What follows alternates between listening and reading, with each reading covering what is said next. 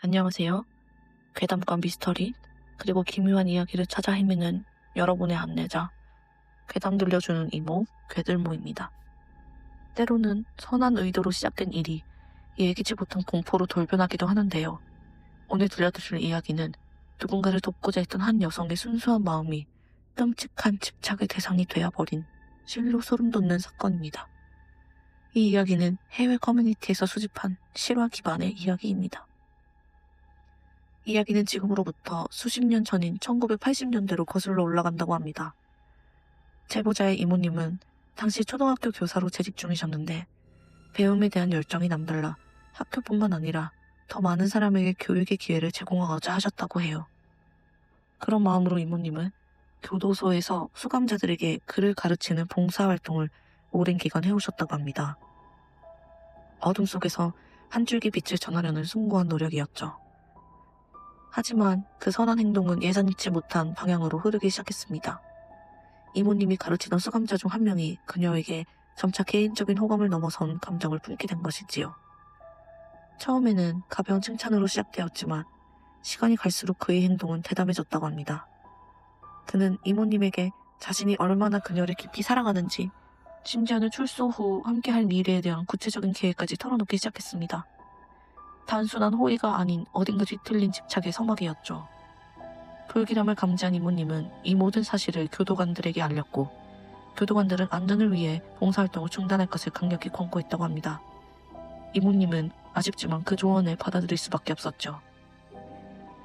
봉사활동을 그만둔 이후에도 그의 집착은 멈추지 않았다고 합니다.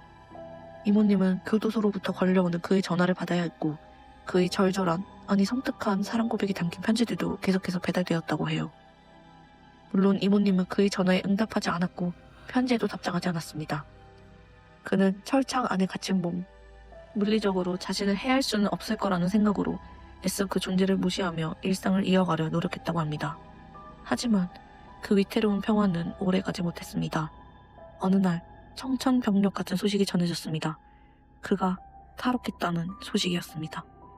당시 이모님은 개인적인 일로 집을 비워 다른 도시에 머무르고 계셨는데 그가 탈옥했다는 연락을 받고 온몸의 피가 차갑게 식는 듯한 공포를 느꼈다고 합니다.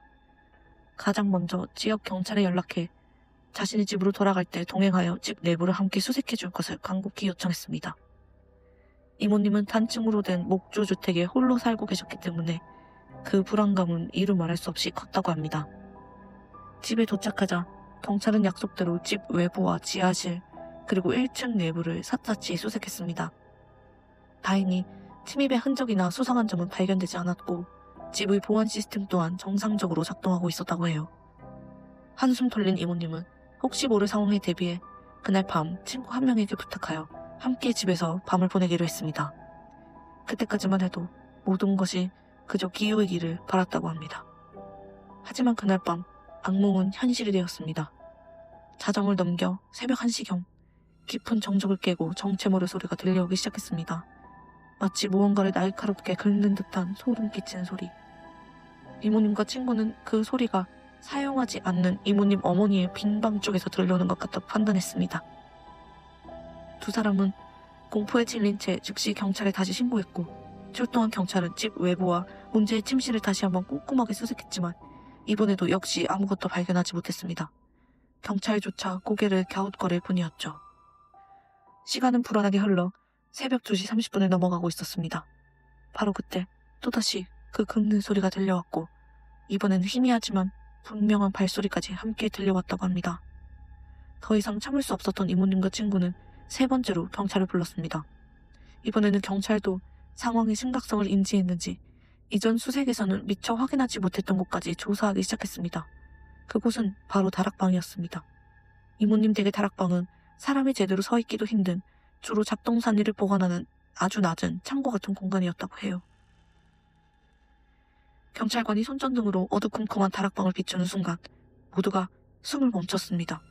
손전등 불빛 끝 먼지 쌓인 상자들 뒤편에 한 남자가 웅크리고 숨어 있었습니다. 바로 그 탈옥수였습니다.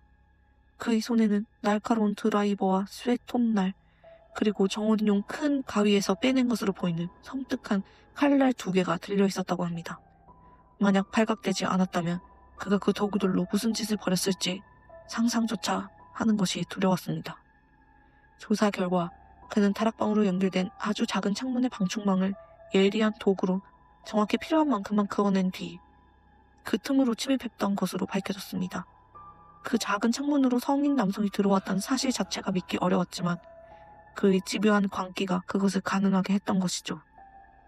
이모님은 그날 밤의 공포와 다락방에서 그와 마주쳤을지도 모를 끔찍한 순간을 떠올리며 아직도 몸소리가 쳐진다고 하셨습니다. 다행히 그는 현장에서 체포되었고 이후 재판을 통해 남은 여생을 감옥에서 보내게 되었다고 합니다. 이 이야기를 들은 주변 사람들은 몇 가지 궁금증을 가졌다고 합니다.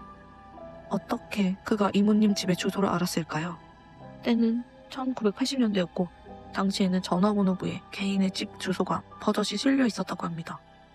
그는 교도소 내 농장에서 일을 하다가 감시가 소홀한 틈을 타 탈출했고 도로를 따라 걷다가 히치하이킹으로 이모님이 사는 동네까지 이동했다고 합니다.